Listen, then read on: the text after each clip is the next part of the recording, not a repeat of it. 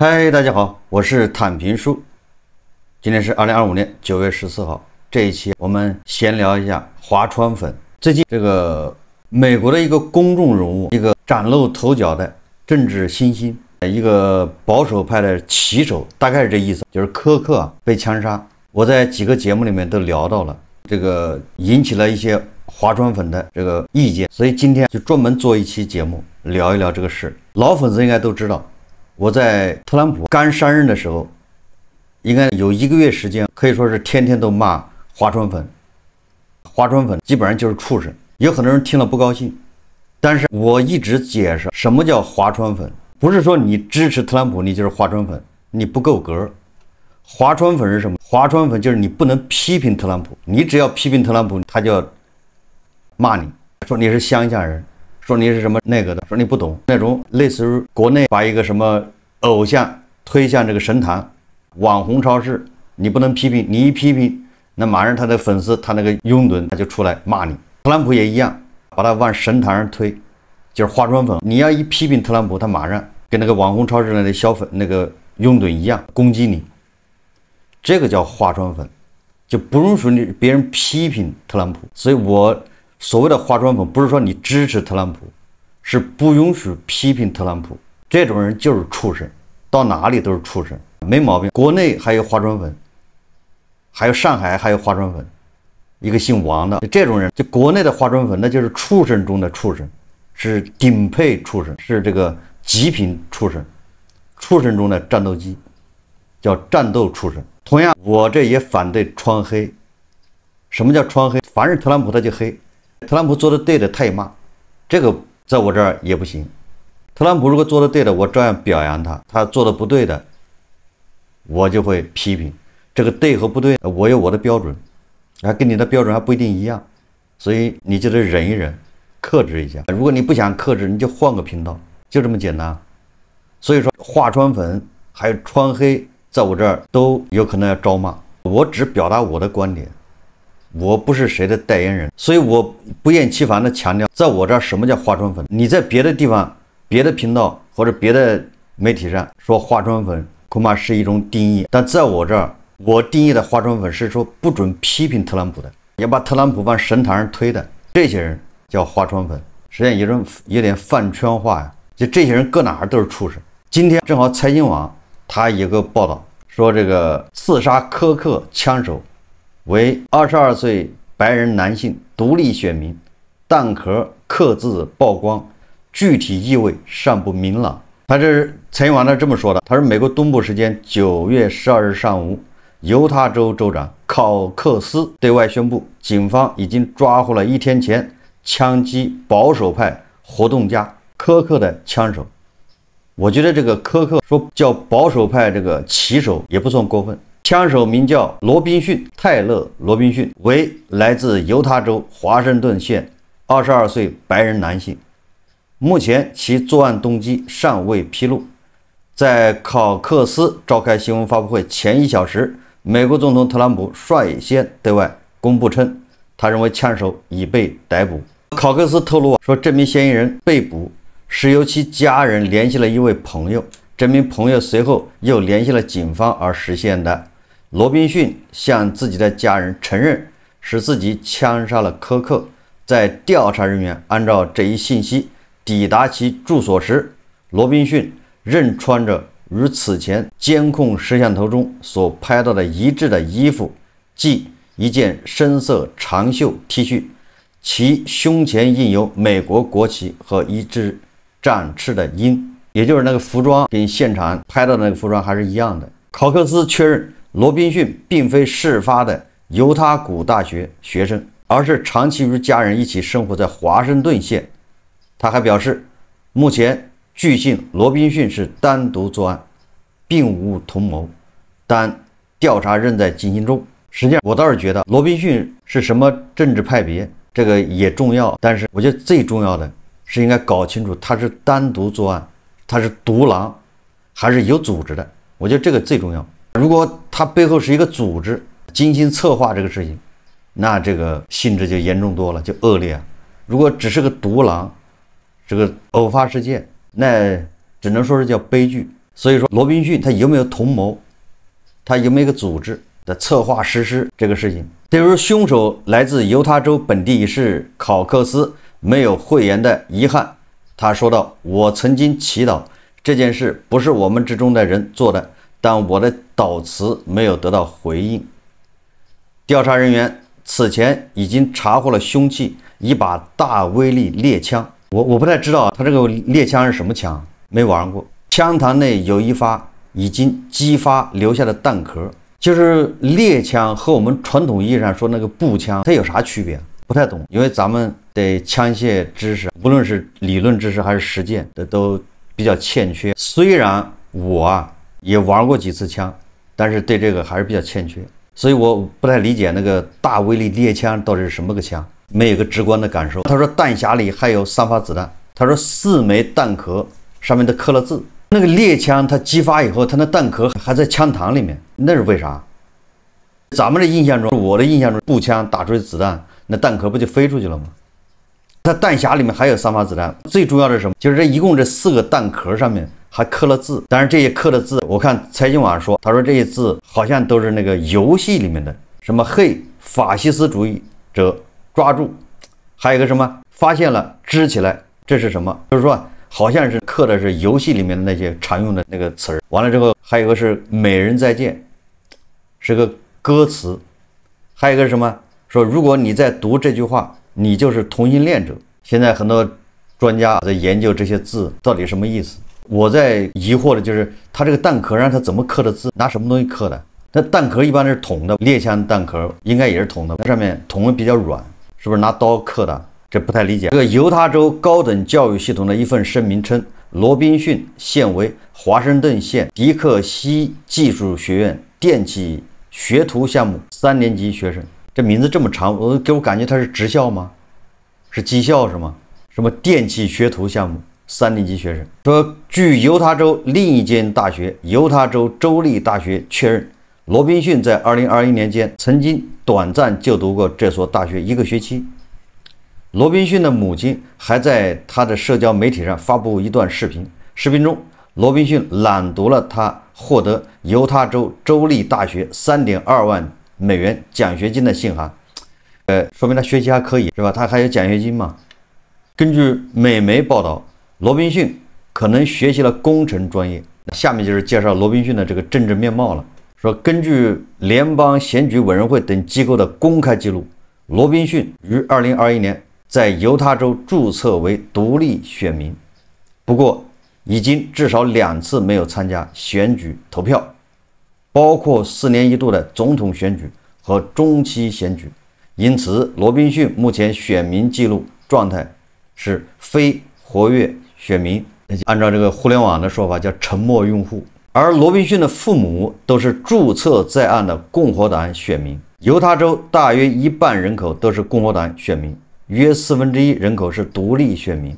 在罗宾逊一家当前的住址下，近几年他们没有进行过政治捐款。是不是理解成这个罗宾逊的父母虽然是共和党选民，但是也不是那种比较疯狂的选民，因为连着几年他都没有进行过政治捐款了嘛？探访了罗宾逊居住地的美国媒体报道，罗宾逊多年来都和他父母住在一起，他还有2个兄弟。罗宾逊的父亲是一名退伍老兵，也曾担任过多年的警员，也就是当过警察和牧师。据罗宾逊母亲在社交媒体上的这个发文显示，他说罗宾逊的父母在罗宾逊儿时就让他接触过武器。我觉得这个好理解，因为罗宾逊的爸爸当过兵，对吧？退伍老兵，又当过警察，那罗宾逊小时候就接触枪，这个对吧？概率就比别人高得多啊。在罗宾逊被缉拿归案后， FBI 和当地警方来到罗宾逊所住的社区展开调查，并进行了小范围封锁。在有同一社区的居民对媒体表示他在这里住了10多年，是一个非常保守、非常爱国，有许多人经常去教堂的这么一个社区。2024年总统大选中，犹他州华盛顿县超过75%的选民都投给了特朗普。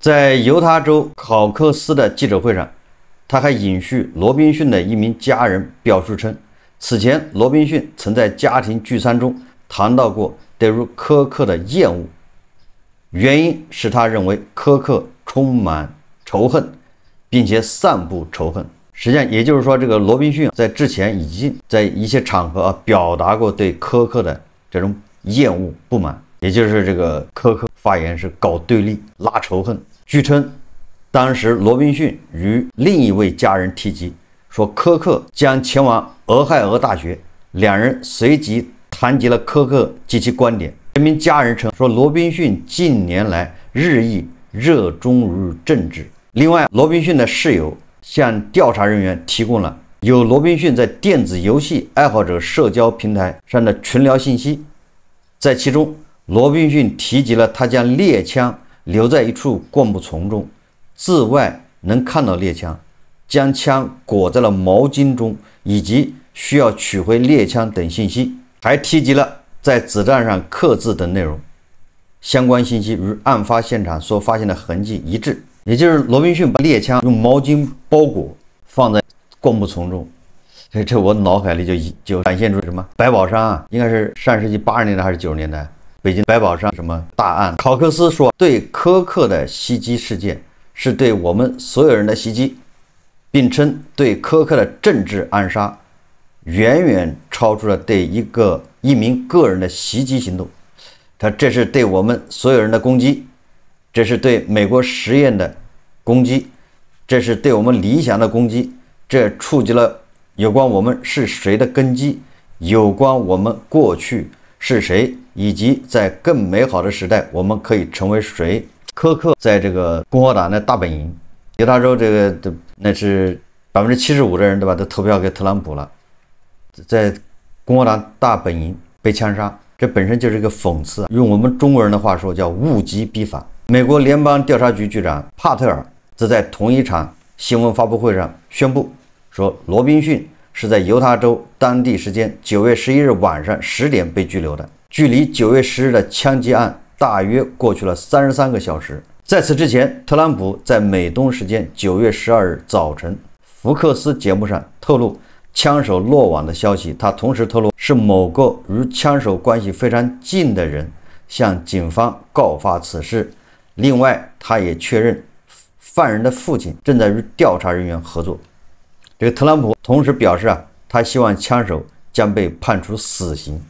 他说，我想他会被判有罪，我希望他被判处死刑。特朗普说，柯克他不应该遭受这样的对待，他工作那么努力，那么优秀，大家都喜欢他。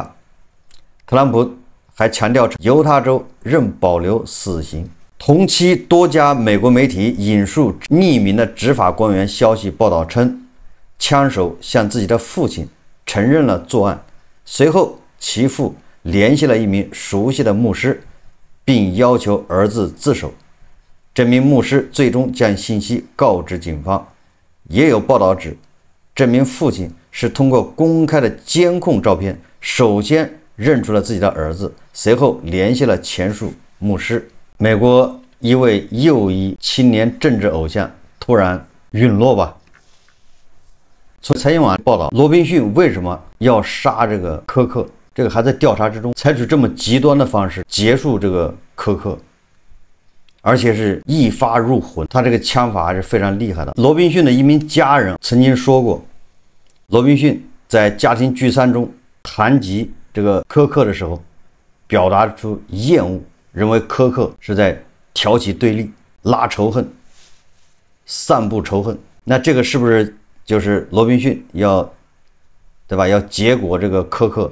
主要原因不得而知。说到枪械，也说到这个柯克他的观点，他是拥枪派。关于这个拥枪还是禁枪，实际上像我们来讨论这个事情不太合适，因为你又没有，对不对？你没有，就好比那太监讨论性生活一样，这个总是对不到点子上去，总感觉怪怪的。所以说拥枪还是禁枪，我觉得我们都没必要去讨论，那是你美国人的事。但是曾经咱们也拥有过枪支，也很多年轻人不了解这个历史，我们也拥过枪，那拥枪也乱过，也拥枪之后没有乱过，咱们都经历过。那现在绝对禁枪。上个世纪80年代，各个基层组织，比如说村里的民兵，家里都有枪。大家可以去翻一翻以前的媒体报道，也没见多乱。我是亲眼所见。我同学他爸就是在我们隔壁，离我家中间就隔着一户人家，他爸就是民兵营长。他爸呢，房间门背后常年就挂着2把枪，我还有印象，一把是冲锋枪，是短的，一把是那种5.56半自动步枪，也就是就像现在这个 AK-47差不多，上面它还可以上刺刀。我记得我小学的时候，1、2年级的时候，经常一放学就去他家，跟他儿子俩研究枪，各种研究。他爸把子弹藏起来了，子弹搁在哪儿不知道，所以这个有枪无弹。放学了没事就去玩一会儿，就觉得特别沉。我还见过他用过这个枪。对，我在以前节目说过，这个好像是上个世纪80年代，那个时候要打狗，为什么打狗我也记得不太清楚，好像就是因为狂犬病，所以我们那个县组织打狗，把所有的狗都要打死。我们那个小村庄基本上狗都打死了，就有一只漏网之狗，漏网之狗正好那天中午回来了，正好他跑到我们那个民兵营长就我同学家门口，不知道谁给地上扔了一块骨头，那狗就去啃那个骨头。那个我同学他爸就抱着5.60半自动，好像是就在那瞄准，就对着狗。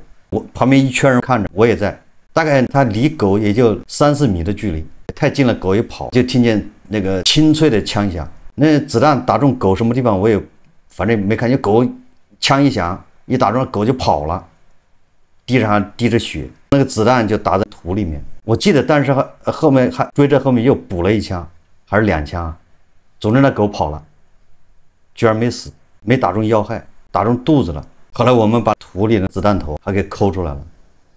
那个狗很神奇，好像过了1个礼拜又回来了，还是被他家里人用最土的办法给他打死了。也就是那个时候有枪也有弹，也没有出什么大问题。上个世纪60年代那就出了好多事情，就是武斗，大家可以去翻一翻历史看一看。那也发枪，后来连气枪都没收了。为什么？因为我记得特别清楚，那个时候应该是90年前后，大概93、94年，就那一段时间要收枪，连气枪都要收。那个时候正好我表哥，他不知道在哪儿整了一把气枪。我以前放暑假没事就去他们家，主要就是为了玩气枪，把他那一盒气枪铅弹打完我就走。那个时候农村里面不像现在，那时候农村里面也不知道什么原因，那个鸟雀动物好像都死光了。其实我也像猎人一样，抱着气枪在那树林子里面转，就像逮只鸟练练手。结果我就好不容易的发现一只鸟，跟着这个鸟雀要追踪它，伺机下手。结果经常会追出好几个村庄，就那么一只鸟，那鸟从这个树飞到那个树，那个树再飞到那个树，我就跟着后面。一只鸟不像现在我发现农村里什么动物都有，松鼠、黄鼠狼，什么鸟雀非常多。环境保护好了，确实是人少了，动物就多了。我那个时候为了打鸟雀，那也是苦练枪法。刚开始是打那个玻璃瓶子，后来觉得打玻璃瓶子没意思，开始打鹅。我表哥他们家门口一个池塘，池塘里边上就有鹅。那为什么打鹅？因为那个鹅睡觉的时候，在那个池塘边上，它是一只脚落地，一只脚收在肚子里面。我就瞄准它一只腿，那鹅腿很细，大概有10几米远，我就趴在我表哥他们家那窗台那儿卧姿就打鹅腿，只要一打中，它是一只腿单腿支着睡觉嘛，你就发现那个鹅突然扑通往地上一扑，然后跳起来，翅膀乱扑腾跑，但是看它跑的时候一瘸的。后来他那个池塘那儿，反正10几只鹅都被我打遍了。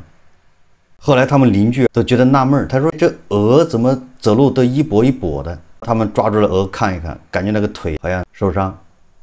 他们不知道是枪打的，他们以为是黄鼠狼咬的。我当然是不会主动承认的，我肯定是深藏功与名，事了拂衣去。为什么这么说？我告诉你，这个鹅非常的这个叫霸道，养过鹅的人知道，那个鹅就专门欺负小孩。一般的小孩屁股都让那个鹅，还大腿都让那个鹅咬得发青。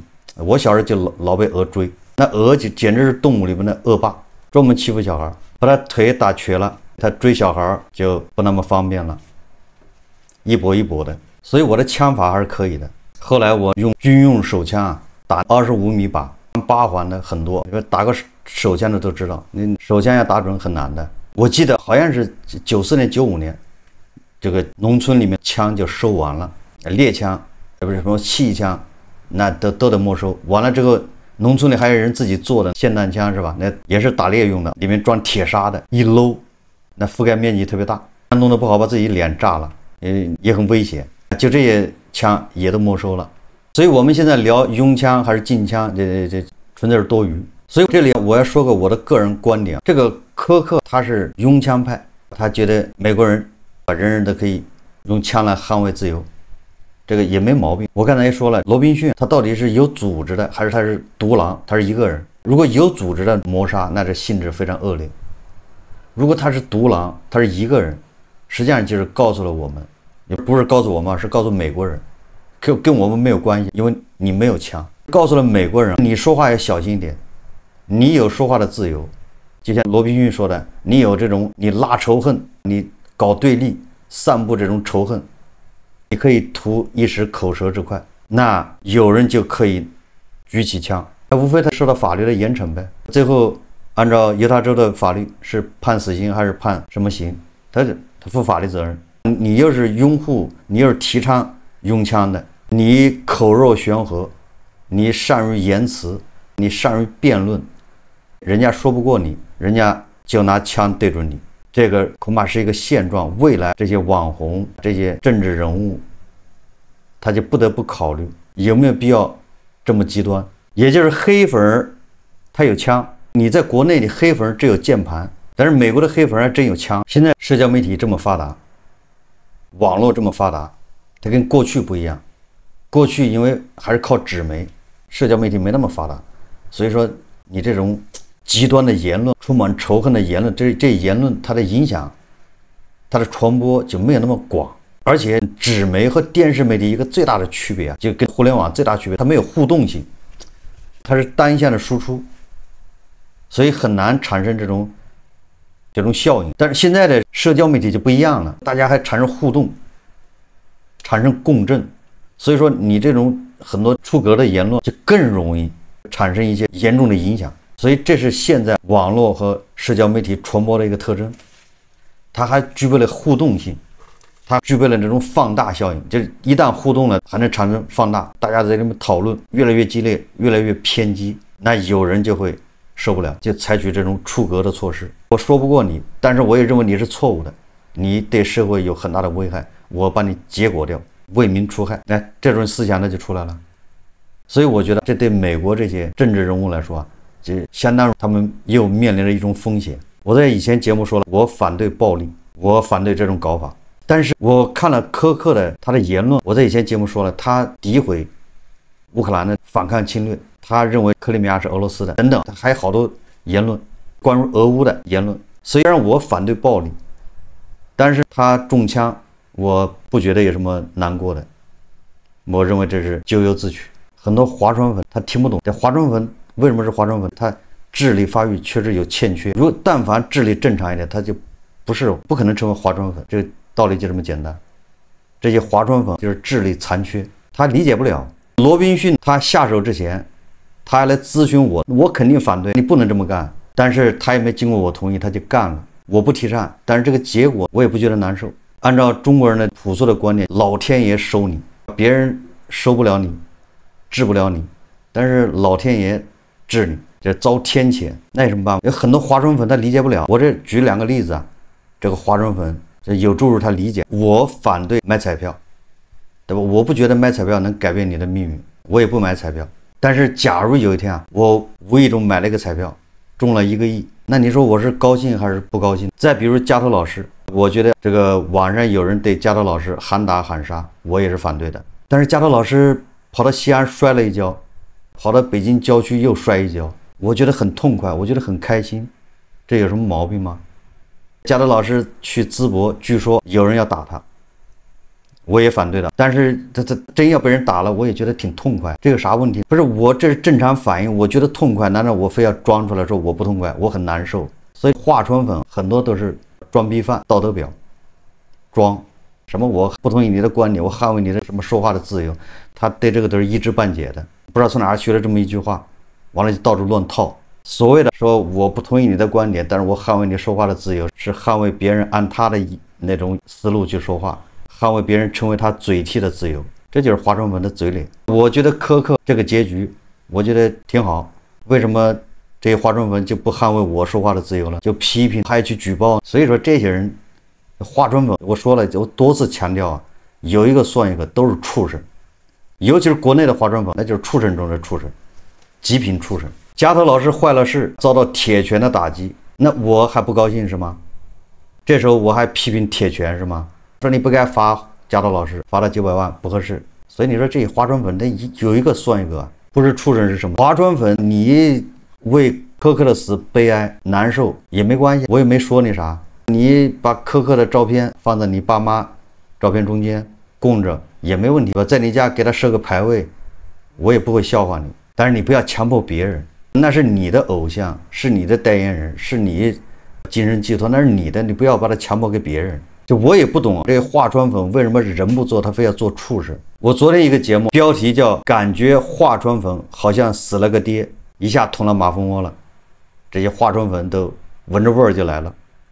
这么一看，比死了爹还要严重，这简直就是父母双亡。还有一个上海的华传粉，我一点都理解不了。那个上海的华传粉，一个美国的青年打死了另外一个美国青年，你跟我较什么劲呢？不是畜生是什么？最后再强调一下，这个华传粉不是你说你支持特朗普，你就是华传粉，指的是不允许批评特朗普的这些人才叫华传粉。同理，不允许表扬特朗普的，那叫川黑。特朗普做的对，我就支持他，表扬他几句；做的不对，我就骂他，批评几句。管不管用，我不在乎，我只是说出自己的感受啊，与大家共勉。好，这期节目咱们就聊到这里，感谢大家收看。如果喜欢我的节目，欢迎订阅、转发，也可以在下方留言评论，谢谢大家。